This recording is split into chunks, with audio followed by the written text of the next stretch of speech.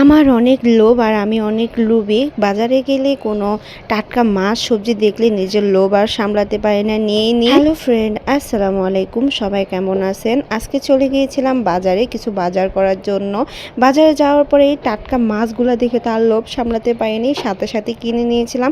এগুলো ছিল পাঁচমিশালি মাছ, সাথে একটা কাতলা মাছ নিয়েছিলাম। ওটার ওজন ছিল প্রায় 2 কেজির মতো। ভিডিওটা অনেক ছোট লাগতেছে, যাই হোক। আমি যেহেতু পাঁচমিশালি মাছ নিয়েছি, ওটার মধ্যে ছিল পাবদা মাছ, শিং মাছ আর ছিল কই মাছ। তো এখানে আমি পাবদা মাছগুলো নিয়ে নিয়েছি, এখন রান্না করব। সাথে কিন্তু আমি পেঁয়াজ টেস্ট সবকিছু একসাথে কেটে নিয়েছি। তো এখন রান্না করতে চলে যাব। চুলার মধ্যে কড়াই বসিয়ে দিলাম, দিয়ে দিব পরিমাণ মতো তেল, পেঁয়াজ কুচি, টমেটো কুচি, কাঁচামরিচ কুচি সবকিছু দিয়ে দিব। আর একে একে সব বাটা মশলা দিয়ে দিব আদা রসুন বাটা, জিরা বাটা, তারপরে দিয়ে দিব হলুদের গুঁড়া, মরিচের গুঁড়া, মানে পরিমাণ মতো সবকিছু দিয়ে দিব।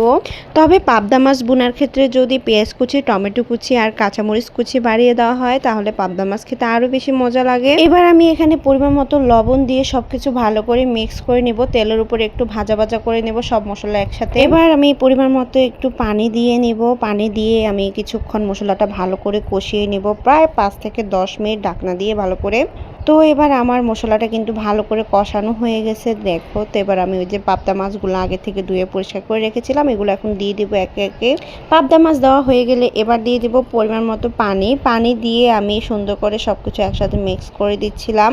এবার আমি ঢাকনা দিয়ে রেখে দিব প্রায় 20 থেকে 25 মিনিটের জন্য। আমি কিন্তু অল্প আছে সবকিছু রান্না করি। যাই হোক, দেখো ফাইনালি আমার পাবদা মাছের লুকটা দেখো কত সুন্দর হয়েছে। এটা খেতে কিন্তু অনেক বেশি ইয়াম্মি হয়েছিল।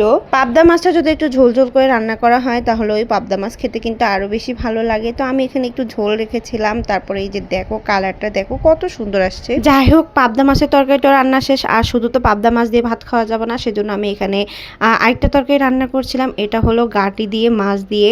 তো আজকে আমি ফুল রেসিপি দেখাবো না, শুধুমাত্র রান্নাটাই একটু দেখাবো। তো আজকে ঘাটি তরকারিটা আমি রান্না করেছিলাম কাতলা মাছের মাথা আর পেটি দিয়ে, সাথে একটা টুকরো দিয়েছিলাম মাছের। যাই হোক, প্রতিদিন তো ঘাটি তরকারি রেসিপি দিলে তোমরাই বিরক্ত হয়ে যাবে, সেজন্য আজকে রেসিপি দিনেই শুধুমাত্র মানে কিভাবে রান্না করছিলাম একটুখানি দেখাচ্ছিলাম। পুরো ফুল রেসিপিটা আজকে আর দেওয়া হয়নি। যাই হোক, তো এখানে আমি একটু পরিমাণ মতো পানি দিয়ে এখন ঢাকনা দিয়ে রেখে দেবো কিছুক্ষণ রান্না হওয়ার জন্য। আসলে আমার বাসায় 2 দিন পরে পরে এই তরকারিটা রান্না করা হয়, কারণ আমরা অনেক বেশি পছন্দ করি, মানে সবাই অনেক বেশি পছন্দ করি এই তরকারিটা খেতে।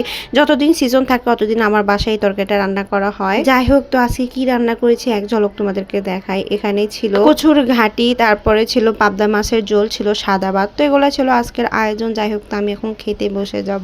তো ভিডিও কেমন লাগছে অবশ্যই জানাবা। ভিডিও পর্যন্ত সবার সুস্থ থাকবো, ভালো থাকবো। আল্লাহ হাফেজ।